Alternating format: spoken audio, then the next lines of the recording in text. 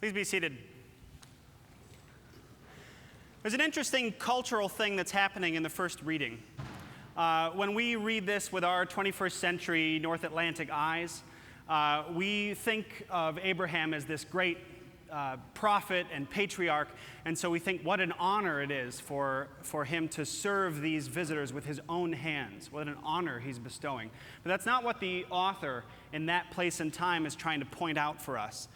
At that time, in that culture, it would have been the youngest son who served important guests at the table. And the patriarch, Abraham, would have been seated at the table with the guests. And so what the author is trying to remind us is that Abraham and Sarah have no children. It's not about Abraham bestowing an honor on the visitors. It's about Abraham's shame in this moment, that he, in his 90s, is running around his own property procuring a meal. That's not what patriarchs in their 90s tend to do.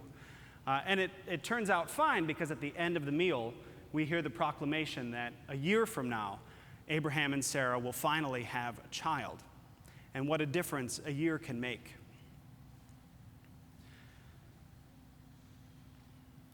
This might reveal something of a glass half empty streak within me, but I think about the 85 some years that Abraham and Sarah had been promised a child and had wanted a child.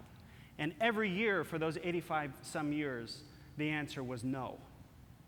No. 85 odd years of no. And the way I can reconcile this is to say that we don't get to choose our seasons of blessing. We don't get to choose our seasons of grace. All we can do is trust in God. This may seem like a strange thing to say, but my mother is a holy woman. I didn't realize this on my own in the way that children often don't really see their parents for who they are. A friend of mine took me aside once and said, "You know, your mother is really a holy woman." And I think it's true. I was talking to her a couple of weeks ago on the phone. She lives up in Wisconsin. And she said, "What are you going to be doing next summer?" And I said, "I'll be doing my clinical pastoral education." And if you don't know what that is, it's something that not just Episcopalians, but most ministers have to go through this program to be ordained. Basically, you become a hospital chaplain for 3 months. And because they want those 3 months to be formative, you're usually in a trauma ward. So my mother said, "Wow, so a year from now, there are people who are walking around now that don't realize a year from now they're going to meet you in a hospital, and it's not going to be a very good season of their life." And I said, "Yeah, that's true." And then she said, "And if it's a trauma ward, that means that there are people who are walking around now that don't realize that a year from now they're going to die." And I said, "Yeah, that's true." And then she said this. She said, "I think you should start praying for them now. I think you should start praying for them now." Just like we don't get to choose our seasons of blessing, we don't get to choose our seasons of loss either. All we can do is trust in God. On the way to Jerusalem, Jesus told his disciples that he was going to Jerusalem to die. And I don't think they believed him. I think they expected some other miracle. And we can chalk this up to human nature because all of us believe that if we pray hard enough or try hard enough, we can keep our lives in some kind of stasis. We can keep our lives from changing.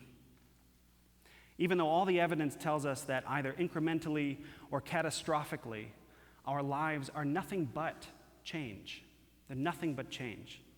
It reminds me of that show, The West Wing. The President Bartlett had on his desk a little plaque that read, "Oh Lord, your sea is so big and my boat is so small." Right? We're just caught. We don't have a choice. And what do we do with that? I think it scares a lot of us when we think about how it could be us next summer in the trauma ward, and we don't get to choose. And so I think we distract ourselves. We distract ourselves because of that fear. I think we numb ourselves in the face of that fear. Whether it be yet another hour of Netflix, or yet another hour on Facebook, or yet another bowl of ice cream, or yet another bottle of beer, or yet another pill, yet another work email answered during family dinner, yet another empty prayer. I think we distract ourselves from that fear. We busy ourselves. The line now that people like to say is, Martha was just doing the dishes, and someone has to do the dishes, so stop picking on Martha. And that's true. Someone has to do the dishes. The issue with Martha is that she was busying herself with the chores that could wait, not acknowledging that her friend who was sitting in her living room would never be there again, and she should go out there and be with him. So my question for you to consider throughout your week is that knowing that we don't get to choose our seasons of grace and we don't get to choose our seasons of loss, when our next season dawns upon us, because it will, whether it's next year or next month, next week, or with our next breath, will we busy ourselves, numb ourselves, and distract ourselves in the face of that change? Or will we take our seat next to Mary and trust in God?